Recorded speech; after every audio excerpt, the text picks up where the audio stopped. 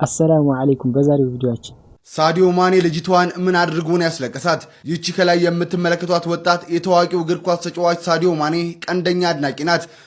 አሁን አባቴ የሚላችሁ ነገር አለ። ላይክ፣ ሼር፣ ሪፖስት እያደረጋችሁ አዳምጡት። ቢስሚላሂር ረህማኒር ረሂም አልሐምዱሊላሂ ረብል ዓለሚን ወሰላቱ ወሰላሙ ዐላ ረሱሊላህ ሰለላሁ ዐለይሂ ወሰለም። ልጄን ዳረግ እንደምትለው ኢንሻአላህ እርግጠኛ ኢንሻአላህ ተሳልፉትም። በዚህ ሰዓት እጅግ አስደንጋጭ የተባለ መረጃ ተሰምቷል። ለጥንቃቄ እንዲጠቅማችሁ ታዲያ ይህንን መረጃ ልንገራችሁ፣ ላልሰሙት አድርሷቸው።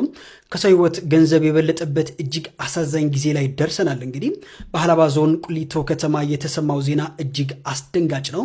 አሰላሙ አለይኩም ወራህመቱላሂ ወበረካቱ። በድጋሚ እንግዲህ ይሄ ሐላል ሪአክት ነው። እኔ ደግሞ ጅብሪል እባላለሁ። ይሄ ቤት እንግዲህ አዳዲስ ቪዲዮዎችን ትኩስ የሆኑ መረጃዎችን የምናደርስበት ቤት ይሆናል ማለት ነው። ስለዚህ ቪዲዮውን በላይክ እንጀምረው ኢንሻአላህ። ሰብስክራይብ በማድረግ ቤተሰብ ይሁኑ ያልኩ ቀጥታ ወደ ዛሬ ቪዲዮአችን ወደ ሐላባ እንግዲህ አንድ አስደንጋጭ ነገር ተከስቷል። ያው ምንም መተዛዘን አልቻልንም። ኢንሻአላህ እንሰምተን እንመለስ። በዚህ ሰዓት እጅግ አስደንጋጭ የተባለ መረጃ ተሰምቷል። ለጥንቃቄ እንዲጠቅማችሁ ታዲያ ይህንን መረጃ ልንገራችሁ፣ ላልሰሙት አድርሷቸው። ከሰው ህይወት ገንዘብ የበለጠበት እጅግ አሳዛኝ ጊዜ ላይ ደርሰናል። እንግዲህ በሀላባ ዞን ቁሊቶ ከተማ የተሰማው ዜና እጅግ አስደንጋጭ ነው። ሰው እንዴት ለገንዘብ ሲል ወገኑ ላይ ይጨክናል የሚያስብል ዘግናኝ ድርጊት በቁጥጥር ስር መዋሉ ነው የተገለጸው። በሁለት ወፍጮ ቤቶች ውስጥ በተደረገ የተቀናጀ ኦፕሬሽን 68 ኩንታል ከባዕድ ነገር ጋር ተቀላቅሎ የተፈጨና እንዲሁም ደግሞ በኬሚካል ቀለም የተለወሰ በርበሬ ተይዟል። የሚገርመውና የሚያሳዝነው ደግሞ የበርበሬው መልክ ለመቀየር ህዝብን ለማታለል የተጠቀሙት ኬሚካል ምንነቱ በትክክል እንኳን የማይታወቅ መሆኑ ነው። ለነዚህ ስግብግቦች ትርፍ ማለት እንግዲህ የሰው ልጅ ህይወት ነው። 1300 ፍሬ ከባዕድ ጋር ተቀላቅሎ የታሸጉ በርበሬዎችን እንዲሁም ሌሎችም ለህዝብ ሊያሰራጩ ሲሉ እጅ ከፍንጅ ተይዘዋል። እንደዚህ የሰው አውሬዎች ምን አይነት ልብ ቢኖራቸው ነው ህፃናትና እንዲሁም አዋቂዎች በሚመገቡት የዕለት ተዕለት ምግብ ላይ እንግዲህ እንዲህ ያለ ድርጊት የሚፈጽሙት? ታዲያ ውድ ቤተሰቦቻችን ሁልጊዜም ቢሆን የምንገዛው ነገር በጥንቃቄ እንመርምር መልክቴ ነው። ይሄ ምን አይነት ጭካኔ ነው? ወላሂ በጣም ነው የሚያስደነግጥ። አስበዋል። አንተ ደነኛ ነው ብለህ ገዝተህ ስትበላው በሽተኛ ትሆናለህ። ወላሂ ግን እንደዚህ አይነት የሚያደርጉ ሰዎች እኔ ሃይማኖት የላቸውም። ስለ በየትኛውም ሃይማኖት ቢሆን ይህን ነገር የሚፈቅድ ሃይማኖት ያለ አይመስለኝም። እና እንደው ቢያስቡላለሁ እና ሁላችንም ደግሞ ልንጠነቀቅ ይገባል። በቃ ስለ ሁሉንም ነገር ማመናችንምና ሁላችንም ስንገዛም እንደዚህ በጥንቃቄ መሆን አለበት። የምንሸጥም ሰዎች ደግሞ አላህን እንፍራ። ሙስሊም ከሆነ አላህን እንፍራ። የሁሉም በየሃይማኖቱ ይሄን ነገር የሚያዘው አይመስለኝም። እቺ ዱንያ አላፊ ናትና ማለት ነው። ሳዲዮ ማኔ ደግሞ ምርጥ አነጋጋሪ ነገር ይዞልን መጥቷል። እስቲ ምንድነው የሚለውን አይተን እንመለስ። ሳዲዮ ማኔ ልጅቷን ምን አድርጎ ነው ያስለቀሳት? ይቺ ከላይ የምትመለከቷት ወጣት የታዋቂው እግር ኳስ ተጫዋች ሳዲዮ ማኔ ቀንደኛ አድናቂ ናት። እናም እንደምትመለከቷት አጋጣሚውን ጠብቃ አድናቂ ነኝ ብላ ልታክፈው ተንደርድራ ወደሱ ትሄዳለችም። ነገር ግን እሱ በፍጹም ልትነካው እንደማትችልና አለባበስሽም ልክ አይደለም በማለት እንዳትነካው ይከለክላታል። ይህንንም ያደረግኩት እምነቴ ስለማይፈቅድ ነው በማለት ማኔ ተናግሯል። ከዛም ልጅቷ ከላይ እንደምትመለከቷት ንፍርቅ ብላ ስታለቅስ ነበረም። ማኔ ለእምነቱ ያለውን ክብር እንዴት አያችሁት? ሐሳባችሁን በኮመንት ገለጹልን። ፎሎ ማድረግ ቤተሰብ ይሁኑ። ይህ ነው ኢስላም። እንግዲህ እሱ ያደረገው ነገር ምንም ልዩነት የለውም። ከሁሉም ኢስላም አንድ አይነት ነገር ነው ያደረገው። ምክንያቱም ለሱ ሐላል ያልሆነችን ነገር ማቀፍ አይችልም። ሐላል ያልሆነችን ሴት ለሱ ማቀፍ አይችልም። እና ያው ያንኑ ነው ያደረገው ማለት ነው። ማሻአላህ ብያለሁ። ሁላችንም ደግሞ እንዲህ አይነት ባህሪ ልንይዝ ይገባል ማለት ነው። ልንላበስ ይገባል። ኡስታዝ ደግሞ ለሁሉም ነገር ንያ ያስፈልገናል ይሉናል። እስቲ ሰምተናቸው እንመለስ። መንየት አለበት። ቀድሞን መንየት አለበት። ቀድመህ ለአላህ ብዬ ነው መሰራው። ሰላቱን፣ ጾም፣ ዝክር፣ ቁርአን መቅራት፣ ዳዕዋ፣ የትኛውም ኸይር ስራ ስትሰራ መጀመሪያ ለአላህ ብዬ ነው መሰራው ብለህ መንየት አለበት። አንድ ሁለተኛ ስራውንም እየሰራ ሸይጣን መሃል ላይ የመጣ ሊያጠፋብህ ይችላል። ሰው ሲያመሰግን፣ ሰው ሲያወድስ፣ ጎሽ ስትባል ያ ሊበላሽ እኔ መሰራው ለአላህ ብዬ ነው ብለህ ከነፍስያ ጋር መታገል አለበት። ሶስተኛው ኸይሩን ስራ ከሰራው በኋላ አልሂፋዙ ዐለይህ መጠበቅ አለበት። ነፍስያ ዙር ብላ ያያየች አንተ እኮ ማታ ለይል ቁመሃል፣ አንተ እኮ ትናንት ጾምሃል፣ አንተ እኮ ቁርአን حفظሃል ቀርተሃል ብላ ስትነግር ላ የቀራው ሊላህ ነው። አላህ ወለዚ አመረኒ ቢሂ አላህ ነው ያዘኝ ለአላህ ቢኔ የሰራሁት ይህ ነፍስ የኔ ድርሻ ምንም ነገር የለም የሚል ነገር ልነግራት ይገባል። ነፍስ ያለው እዚህ ጋር አደራ ብለው ምንድን አንዳንድ ሰው ኢኽላስ ከሌለው ስራው ስለሚሰረዝ በቃ ብተው ይሻላል ይላል። ላ ይህ ሌላ ሸይጣን ነው። ሌላ ዑለማዎች አንድን ኸይር ስራ ለሰው ብሎ መስራት ሪያ እንደሆነ ሁላ ወተርኩ ሊአጅሊ الناس ሪያ ለሰው ብሎ መተውም ሪያ ይገባል። ለምን የተውከው ለሰው ብለህ ነው ለአላህ ብለህ አይደለም። ንያ ኢኽላስ ማለት በቀልብ ውስጥ ያለ የምንታገለው ነገር እንጂ በአይን የሚታይ ነገር አይደለም። የምታወራው የምትሰራው ነገር አይደለምና ከራሳችን ጋር እየታገልን ኸይሩን ስራ እንቀጥላለን እንጂ ለሰው ብላለች ነፍሲያዬ በቃ ይቅርብኝ ሳይሆን ለአላህ በይ ብለን ደግሞ ልናስገድዳት ይገባል ነው። ሸክሩ እንግዲህ እንደሰማችሁት ሁሉም ነገር በንያ ነው። ኢነመል አዕማሉ ቢንያ። ስለዚህ ሁሉንም ነገር ስንሰራ በንያ ማድረግ አለብን ማለት ነው። እኛም ደግሞ አላህ ይሄን ነገር የሚወፍቀን አላህ አድርገን ኢንሻአላህ ሁላችሁም ይሄንን ነገር ረመዳንም ወደፊት እየመጣ ነው። ስለዚህ ልንታስቡበት ይገባል። አሁኑኑ ነይተን ቀልባችንን ማጥራት ይገባናል ለማለት ፈልጋለሁ። ደግሞ ሌላው መረጃችን እንግዲህ እንደምታውቁት ኢራንና አሜሪካ እንዲሁም እስራኤል ሆነው በጣም ፍጥጫ ላይ ናቸውና ስለነሱም ደግሞ አዲስ ነገር አለ። እስቲ ሰምተን እንመለስ። ጋሽ ትራምፕ ከኢራን ጋር ጦርነት አይፈልጉም። የሚፈልጉት ምንድነው? መሳሪያ በማንጋጋትና ኢራንን በማስቦካት በአሜሪካ ተርም እንድትደራደር ወደ ድርድር መታ በአሜሪካ ተርም እንድትደራደር ነው። በሶስት ነገሮች አሜሪካ መደራደር ትፈልጋለች። አንደኛ በኢራን ኒውክሌር ፕሮግራም፣ ሁለተኛ በኢራን ባሊስቲክ ሚሳይል ፕሮግራም፣ ሶስተኛ ደግሞ ኢራን ፎሬን ቡድኖችን የምትረዳበትን ነገር እንድታቆም በሚል ጉዳይ መደራደር ትፈልጋለች። ሶ ኢንፐብሊክ ብትዝትም እና መሳሪያ ብታንጋጋም የምትፈልገው ግን ድርድር ነው። ነገር ግን ፕሮብለም ምንድነው? ኢራን የአሜሪካን መሳሪያ ማንጋጋት ፈርታ ወደ ድርድር የምትመጣ ሀገር አለመሆኗ ነው። ይህ ዶናልድ ትራምፕን ግራ ጋብቷቸዋል። ኢራን በበኩሏ እንኳን ልትደራደር ይቅርና እንደውም ለጦርነት ዝግጁ ነኝ ነገር አገሩ እንዳላቀጣጥሏል እያለች እየዛተች ነው።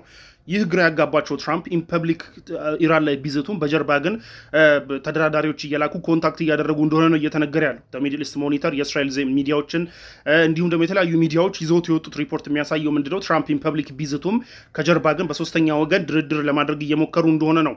ሳውዲ፣ ቀጠር እና ተርኪ መሀል ላይ ገብተው ኢራንና አሜሪካ መካከል ኮንታክት እንዲኖር እየሞከሩ ነው። ላይክ ውይይት እንዲኖር እየሞከሩ ነው። በሌላ በኩል እንግዲህ የኢራኑ መሪ መስዑድ ያሉት ነገር ምንድን ነው? ለድርድር ዝግጁ ነን፣ ነገር ግን ትራምፕ የሚይዙትን ዛቻቸውና ይሄ ማስፈራራቸውን የሚተው ከሆነ ተከባብረን እንደ ሀገር ተከባብረን ወደ ድርድር ለመምጣት ዝግጁ ነን ብለዋል። ቢኮዝ ላይክ አንተ ዛቻ ፈርተው ድርድር ከመጣ ኦልሬዲ እኮ ተቀብለሃል ማለት ነው። ፈርተህ ከመጣ አሁንም ዲክቴት ልትደረግ እንጂ ልትደራደር አይደለም የምትመጣው። የተባልከውን ተቀብለህ ልትሄድ ነው። ሶ ይህንን አንቀበልም፣ ማስፈራሪያ ምናምን የሚባለው ነገር ካላቆሙ በስተቀር ወደ ቴብል አንመጣም ብለዋል የኢራኑ መሪ። የኢራኑ መሪ ይህንን ሲሉ ደግሞ የኢራን ፎሬን ሚኒስትር ደግሞ አባስ ምንድን ነው ያሉት? ለድርድር ዝግጁ ነን፣ ለጦርነትም ዝግጁ ነን። ስለዚህ ትራምፕ የተመቸውን መምረጥ ይችላል። ጦርነትም ካለ ይመቸናል፣ ድርድርም ካለ ይመቸናል ብለዋል። ነገር ግን ድርድር ሲባል ግን በእነዚህ ቅድም በነገርኳቸው ሶስት እንትኖች ሳይሆን በኒውክሌር ፕሮግራማችን ላይ ብቻ ነው የምንደራደረው። ስለ ባሊስቲክ ሚሳይል አሜሪካ አያገባትም። ማንም አገራችን እንዴት አድርገን ዲፌንድ ማድረግ እንዳለብን፣ በየትኛው መሳሪያ ዲፌንድ ማድረግ እንዳለብን ማንም ሊነግረን አይገባም። ሰው በባሊስቲክ ሚሳይል እና በሌሎች ጉዳዮች ላይ አንደራደርም። በፎሬን ሪሌሽናችንም ላይ አንደራደርም። በኒውክሌር ፕሮግራም ግን ላይ ግን ልንደራደር እንችላለን። ሶ ድርድርም ይመቸናል፣ ጦርነትም ይመቸናል። ትራምፕ የሚፈልገውን ይምረጥ ብለዋል። ናው በሶስተኛ ወገን ኮንታክቶች እየተደረጉ እንዳሉ ይታወቃል። ቢኮዝ ላይክ ኢራን ላይ ጦርነት መክፈት በዚህ ሰዓት ማለት ነው ለማንም ፖይንትለስ ነው። ለአሜሪካም አይጠቅምም፣ ለኢራንም አይጠቅምም። ሆል ወርልድም ኪሳራ ነው ይዞ የሚመጣው። ሶ ይህንን ተከትሎ ነገሮች በድርድር እንዲያልቁ ሶስተኛ ወገኖችም ገብተውበት ከጀርባ ኢንፐብሊክ ዛቻዎች ቢኖርም ከጀርባ ግን ድርድሮች አሉ። አት ሴም ታይም ግን ትራምፕ ነገ ምን ያደርጋሉ የሚለው ነገር የሚታወቅ ነገር አይደለም። ትራምፕ እንደምታውቁት አንፕሪዲክተብል ናቸው። አይደለም ለሌላው ይቅርና ለገዛ ካቢኔያቸው ራሱ አንፕሪዲክተብል የሆኑ ሰው ናቸው። ነገ ምን ሊያደርጉ ይችላሉ የሚለው የሚታወቅ ነገር የለም። ፋይናል ዲሳይድ ሊያደርጉ ይችላሉ። ጦርነትን በቃ ዝም ብለን እንዋጋ ሊሉ ይችላሉ። ኤኒዌይ ግን አሁን ላይ ባለው ግን በሶስተኛ ወገን ድርድሮች እየተሞከሩ እንዳለና ትራምፕ የፈለጉት ማስፈራሪያ ሰርቶ ኢራን አለመፍራቷ እንዳልሰራላቸው እና ያ ደግሞ እንዳሰጋቸውና ግራ እንዳጋባቸው ነው ሪፖርቶች እየወጡ ያሉት። ሰው አይገስ ዊል ሲ እንግዲህ እንደሰማችሁት ሀገሩ አለሙ ማለት ነው ውጥንቅጡ ወጥቷል። ኢንሻአላህ ደግሞ ሰላም ወርዶ ሁላችንም ሰላም የምንሆን እንዲሁም ደግሞ እዛ ሀገር ያሎችም ሰላም የሚሆኑ ምክንያቱም የነሱ መጣላት ለኛም ጣጣው ሊተርፈን ይችላልና ኢንሻአላህ ይሄን ነገር ሁሉም የሚፈልገው ዓለም ላይ ያለ የሚፈልገው አይመስለኝም። ያው እነሱም የፖለቲካ ጉዳይ ስለሆነባቸው ይመስለኛል። ኢንሻአላህ አላህ ያስማማቸውና በዚሁ ተደራድረው ጥሩ ነገር የሚፈጠር አላህ ያድርገው። የሶሪያ ወንድሞቻችንም ነጃ የሚወጡ አላህ ያድርጋቸው። አንድ አባት ደግሞ ልጅ ማግባት የምትፈልጉ ይሄን ነገር ስሙት እያለ ነው። እስቲ ሰምተን እንመለስ።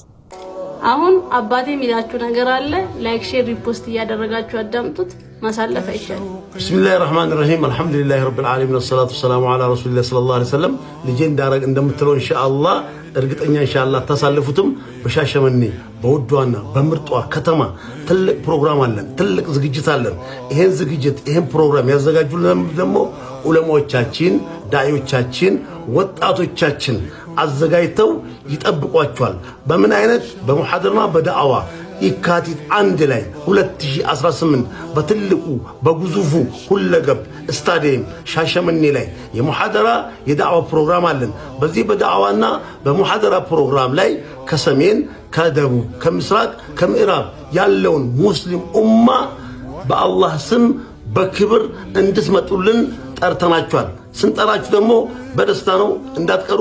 በቪዲዮም እንደና በሐሳባችሁም እንድታካፍሉልን ስል በአክብሮት ጠይቃለሁ። ጀዛኩሙላህ። ስለዚህ እንግዲህ ሁላችንም እዚህ ጥሪ ላይ መካተት አለብን ወይ መገኘት አለብን ኢንሻአላህ ምንችል ሰዎች ማለት ነው።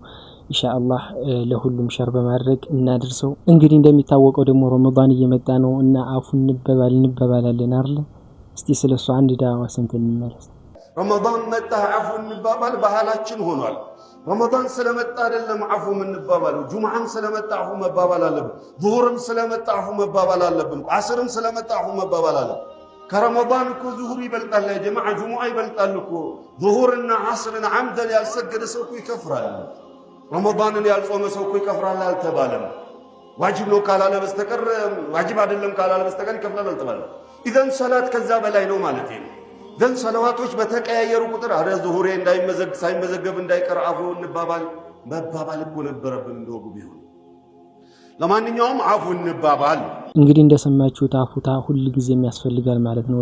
አንድ ወንድምህን አፉ ሳትበባል ከ3 ቀን በላይ መቆየት የለብህም ነው የሚባል። ስለዚህ አፉታ ረመዳን ስለመጣ ብቻ አይደለም ለማለት ፈልጋለሁ።